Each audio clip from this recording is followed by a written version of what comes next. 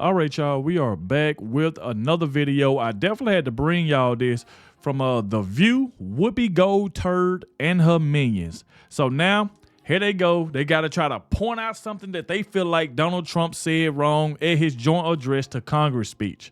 Now, I seen like a little small clip online where it seemed like they trying to go off on Donald Trump, trying to say all he did was attack the Democrats. He wouldn't stop talking about Joe Biden.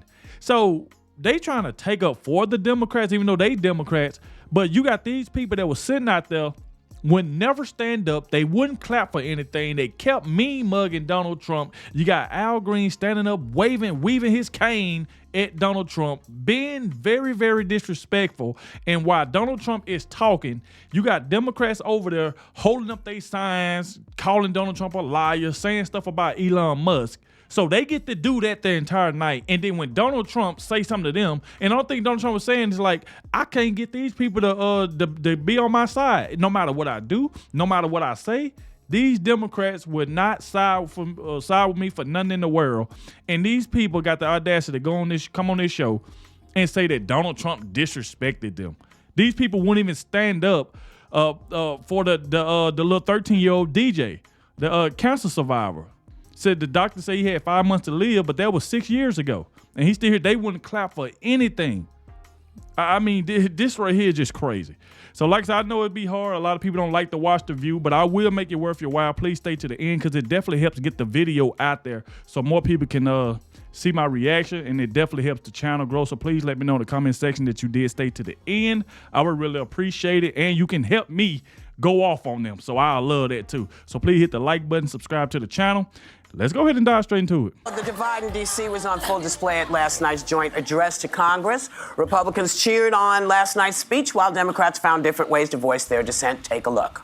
We won the popular vote by big numbers and won counties in our country.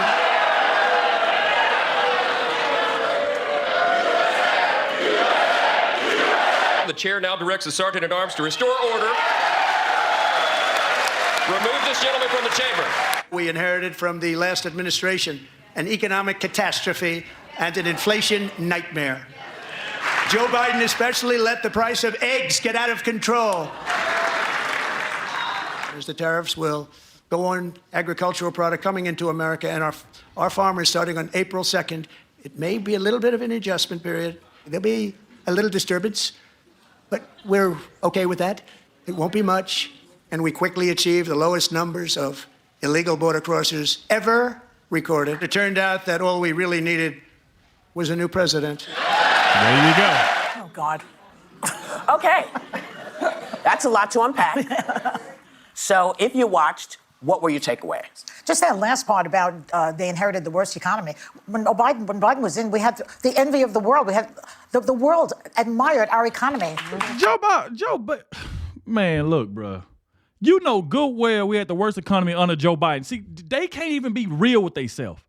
She gonna sit here and try to take up for Joe Biden knowing we had the worst economy under Joe Biden. She knows that. And Donald Trump was right. The only thing we needed was a new president.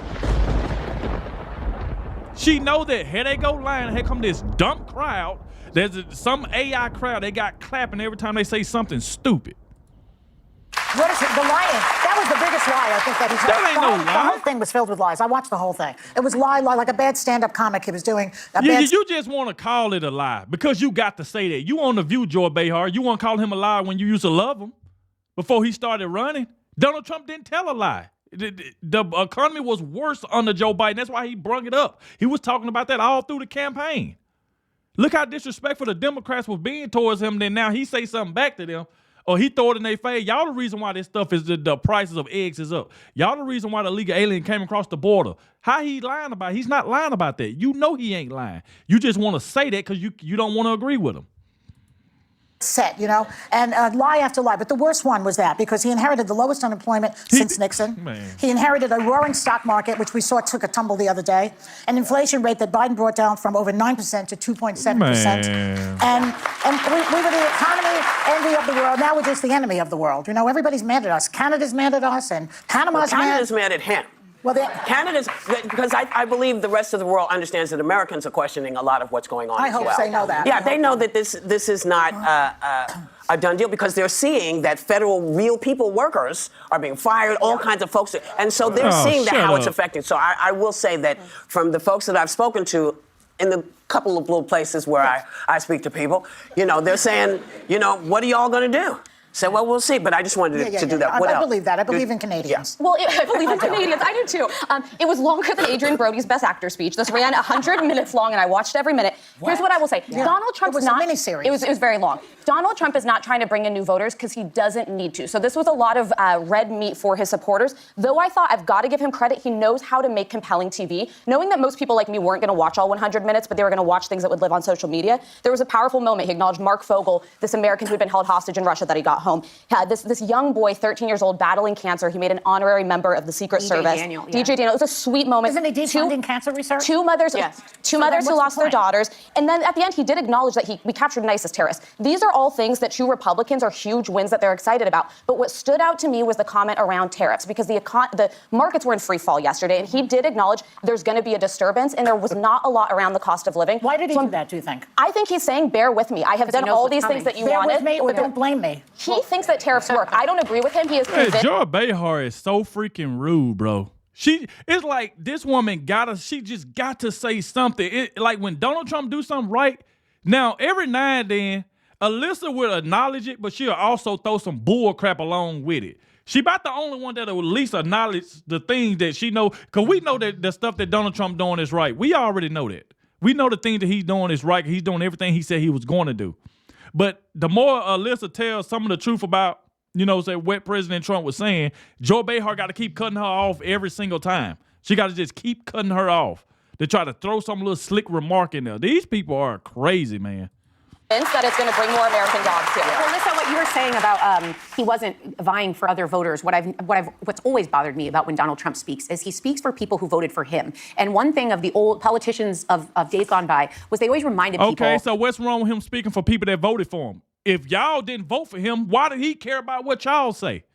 That's the problem right there.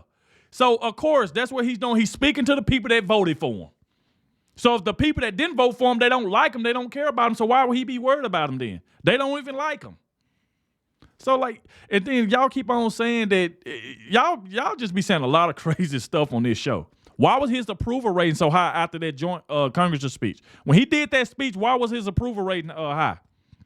A lot of people loved it. Voters loved that speech. But y'all got to find some type of way to try to diminish what Donald Trump did.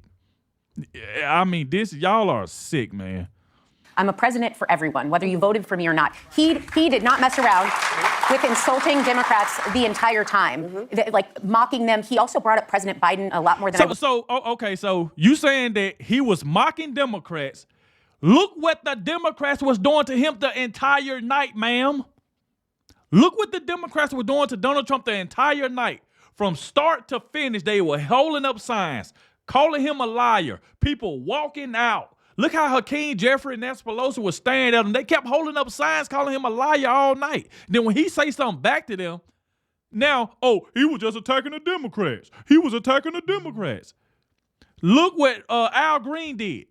Mike Johnson had to tell him to sit down because he kept screaming at Donald Trump, weaving his cane, wouldn't sit down. They had to kick him out of there. And the entire night, all Democrats did, they would not stand up for the 13-year-old cancer survivor. They would not stand up for him. For Corey Compassator, his family, they wouldn't stand up for it. They wouldn't stand up for anything. They was being disrespectful the entire night, and you know it. And all you want to do is come on this show and say, Donald Trump was attacking the Democrats. He kept bringing up Joe Biden.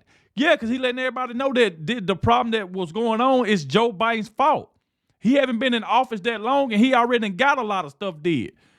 And it's like, come on, man. Like, they cannot tell the truth about anything. That's why I have to do this.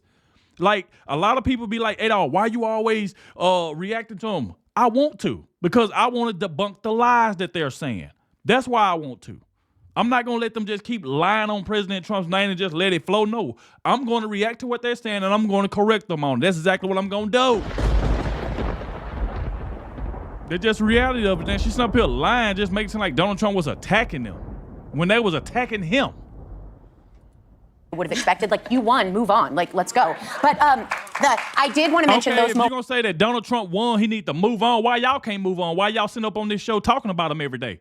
Obviously, y'all haven't moved on. So now you want to say, oh, Donald Trump, you won, move on. Why y'all can't move on? Why y'all got to keep talking about the man every single day? Like right now, you talking about him. Why can't you move on, ma'am? Why can't you move on?